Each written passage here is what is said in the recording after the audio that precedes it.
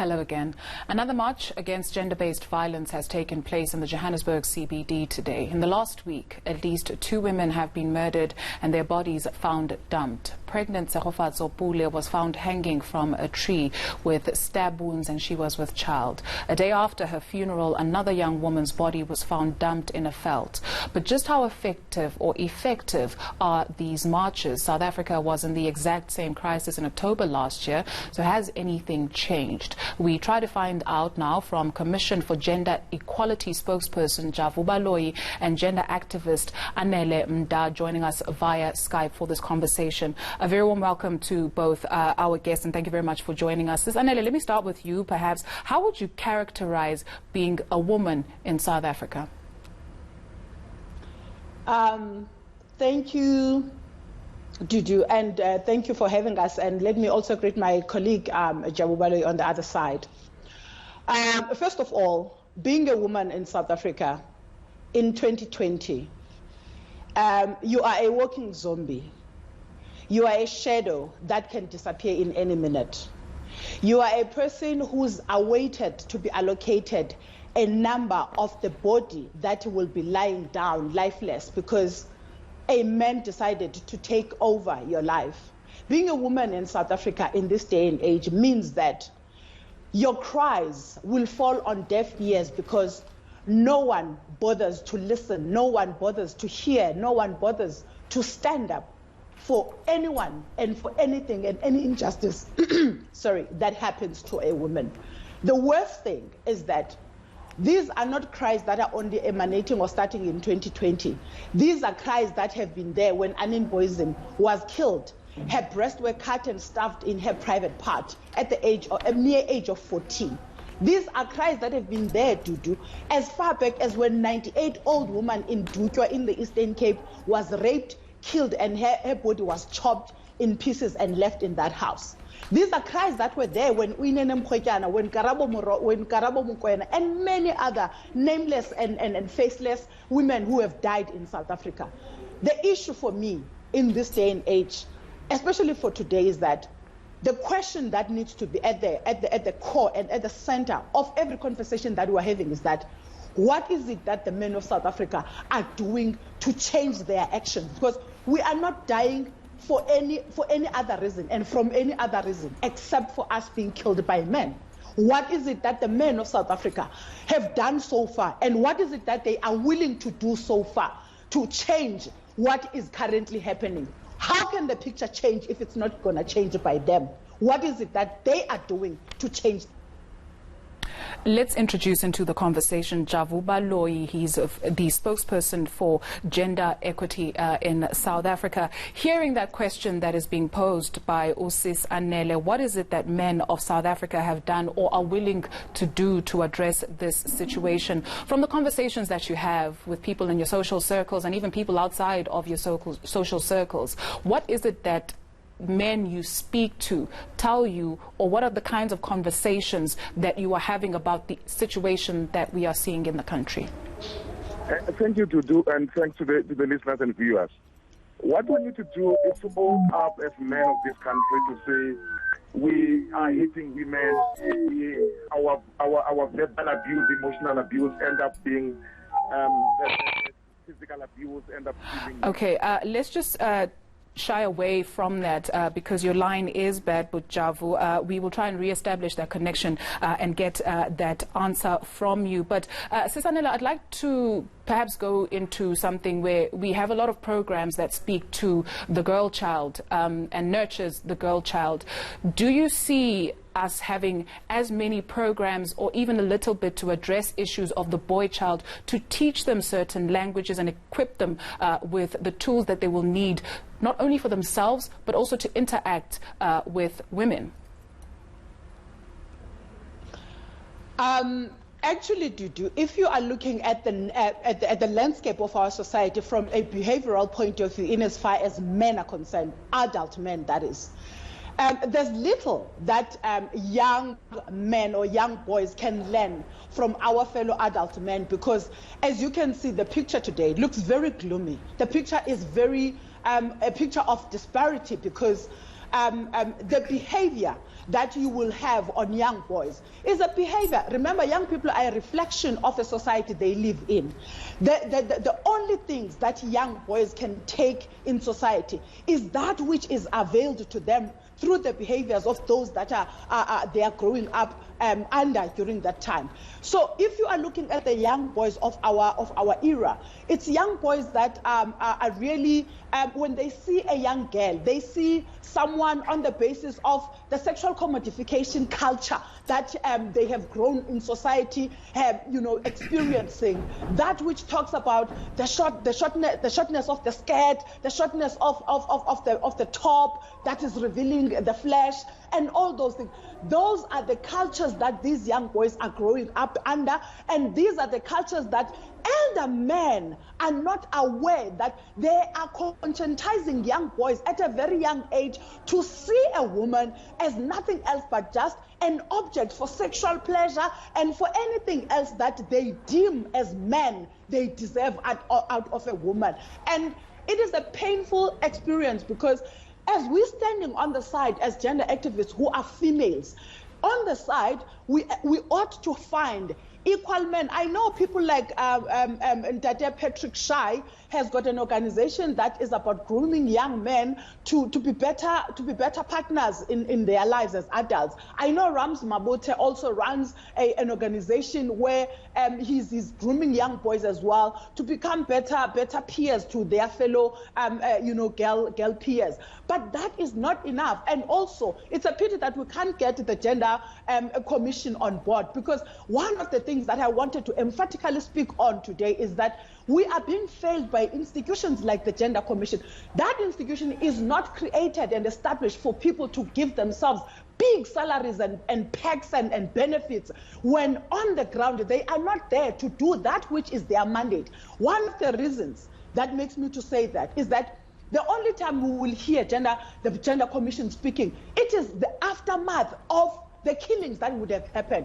What is it that they do as they are part of their responsibility in their mandate of having community education that are campaign awareness in nature, which must bring these dialogues in societies where people are unable to change their behaviors? They are not just an institution that should be there to speak and say, we condemn, we call it out. No. They are an institution that is empowered with resources through taxpayers to make sure that they run programs and that are tangible, that contribute towards the change of what the face of South Africa looks like in as far as femicide is concerned. We are really tired. We will not even see the relevance, Dudu, of these hashtag awareness campaigns and marches and whatnot. 2020, we can no longer have men taking only a stance and taking only a step by march. A march has lost its meaning. Marches have lost their bearing to create the impact. We need men of South Africa, because out of 5 men who are a group of friends, Dudu, 1 man is a woman basher, a woman abuser. 2 men in that group know that, but 3 men out of that are quiet about it because the gentleman code doesn't allow them to expose one another. That is the only thing that we need South African men to do now. We need them to speak and name and shame each other so that this thing can end. Because the only reason why men still find it possible for them to do as they please with women, it's because they know that there is someone somewhere who's shielding the fact that I am an abuser, who's shielding me, the fact that I'm a killer. So those who are even more, who must be even more guilty of this should be the ones who are quiet, knowing very well that their peers and their friends and their colleagues are women bashers and women killers. Let's reintroduce Javu Baloyi, gender equality spokesperson. Javu, so just hearing what Usis Anele is saying, what is the temperature of conversations among men in your social circles and outside about the issue of abuse of women? Most of the guys that we talk to, they're owning up to the mistakes of other fellow men, and including ourselves as a commission. We apologize to the hurt and the pain that we do to the women. The conversation has moved away from that social mobilization. We need to change the mindset and the behavioral pattern. We need to make men understand that they don't own women. It's not our women, it's women of this country, young girls. The moment that, you try to defend them unnecessarily, so you think that you need to be there to give them a safer space to coexist and be themselves. And another thing that is worrying is that, we have been doing this gathering as events. We need to be more of a project-driven, to say if we engage with men, we need to get the outcome, we need to have a good output and good input into thereof, so that men begin to understand, some of them, the pain that they do. Because no matter how much you are provoked, you cannot kill someone. No matter how you lose your job, you feel less dependent, you feel that you can't provide your family. You can't take someone's life. So those are the things that as men we need to do. We have seen through matches that there's impact that is being there. We have seen the matches that we did with the GTIS and Minister of Police by Minister Bheki Cele at the year 100-man march. There was a greater impact, and the momentum died down. And then when Uyinene was killed, we started picking up again. The momentum died down. We are back here. We need to have a ball game to get all together in order to deal decisively with these things. And looking at our judicial system, which at times seems to be inconsistent. Jabu, what is the role of the family structure? The way that South Africa is set up, you find that a lot of homes are single-parent homes. You also find that the boy child is exposed to violence and he grows up to be a violent person. From the work that you do, what have you noticed on this? From the work that we do, we have got also a champion within the commission, Mbuyiselo Botha. We have also men who work with the church commissions, who work with government. But what we have seen, we are encouraging even the Department of Justice under Minister Lamula. They have got something called Under the Tree Dialogue to target that boy child who is exposed to violence at a young age, and that manifests themselves at the later years of their life. What we need to do, these boys are found somewhere. It could be in a soccer game, it could be at the church, it could be somewhere.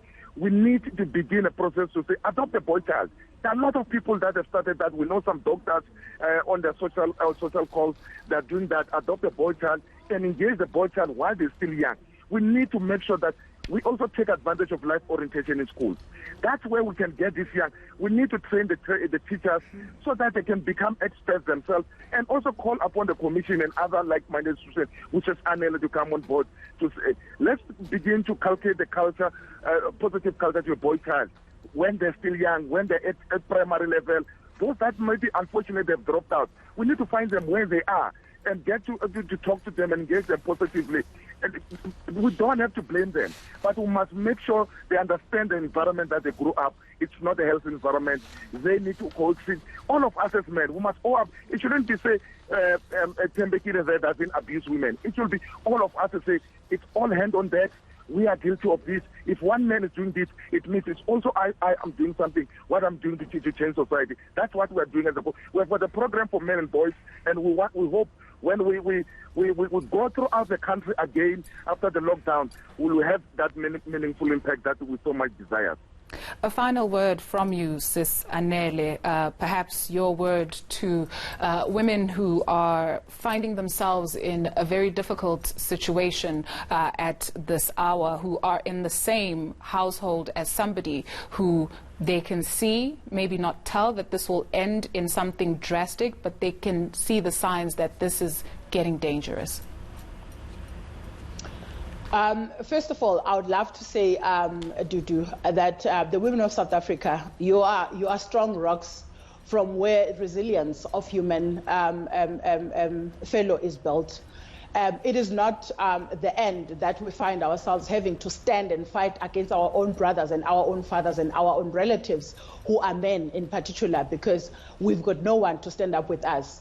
Those who are in relationships and especially intimate relationships where there are signs of violence, walk out, because an abuser will never change. Walk out, because before we know, you will be a statistic. We are tired of women becoming numbers. We are tired of women becoming passing shadows. We take this moment and bow our heads as we pay homage to many women who have passed in the recent time due to the violence of their partners, but also we take this moment and gather our strength and women to say, As Charlotte Motlage did in the past, we shall do it. We'll never tire to fight for one another. We'll hold each other's hand, even as our scars are bleeding, even as we have no hope that this will pass. But we believe only in our strength as the women of South Africa.